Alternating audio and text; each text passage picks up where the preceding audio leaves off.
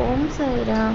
आजिर साई संदेश रे बाबा कहते मोर प्रिय संतान जितेबले भी तुम्हें मो मंदिर को आस सेतेबले मु तुमको सब देखु थाए आ तुमर भक्तिभाव देखी मत बहुत खुशी आनंद अनुभव हुए। संतान तुम्हें जितेबले भी मो सामना को पड़े आस सेतेबले तुम्हें मत देखिकी तुम आखिरू अश्रुधार बोही जाए से तुमर बहुत भल पाइबा आ श्रद्धा लुचिकी रही थाए। संतान तुम बाबा तुम पर बहुत प्रसन्न आ खुशी अछंती। संतान जीवन में झड़ सृष्टि होइछि से झड़ थमीजिव। संतान तुम्हें मो पर श्रद्धा आ विश्वास रख भल पाइबा रख।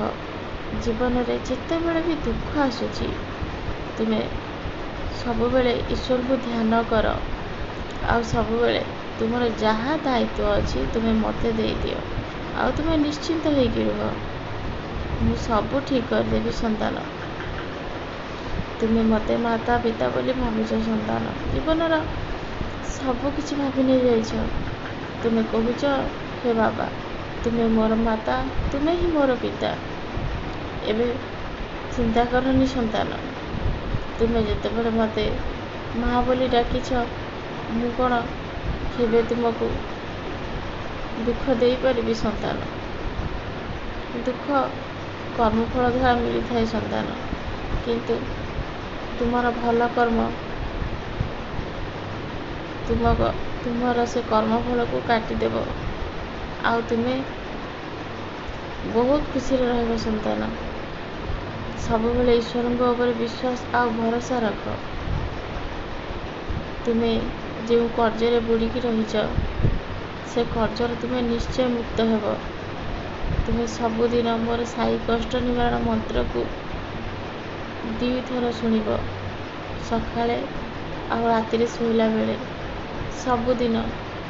तुम्हें कहीं एत पैसा खर्च करुच। संतान ये जाऊच सेठिकी जाऊच किए कौन कहूँ ताकू भी करुच तुम बापा तो तुमको सब कहते। संतान तुम्हें विश्वासर सहित मोर कष्ट निवारण मंत्र को पाठ कर तुमर जहाँ भी असुविधा अच्छी तुमको से बहुत मात्रा रे खुशी अनुभव हो खुशी मिल आ सब किछि ठीक हो जीव। तुम्हें सब बेले मन रे संदेह आणुच। संतान जो कि तुमर जो काम हवा को जाउछि से काम बेले बेले अटकी जाउछि तुम्हें संदेह आणनी। संतान कौन सांगे सांगे सुख पलि आसब कि। संतान जीवन रे बहुत कष्ट कला परे तापरे सुख आसे।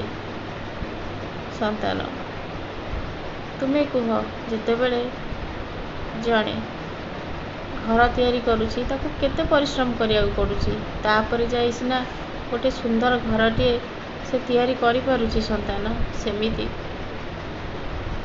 तुम्हें मोर कष्ट निवारण मंत्र पढ़ू पढ़ू कौन तुम जीवन में सुख पलि आस। संतान तुम्हें मो पर विश्वास श्रद्धा रखिब आ पाठ कर विश्वास रखिब तेबे जाई तुम जीवन में सुख आसीब। सबू जिनसर धैर्य थाए जहाँ पाखरे धैर्य नहीं सी ता जीवन में केवे भी उन्नति करि परिबनि। संतान जी धैर्य धरची से ता जीवन में सबू सुख पाई पारछि। संतान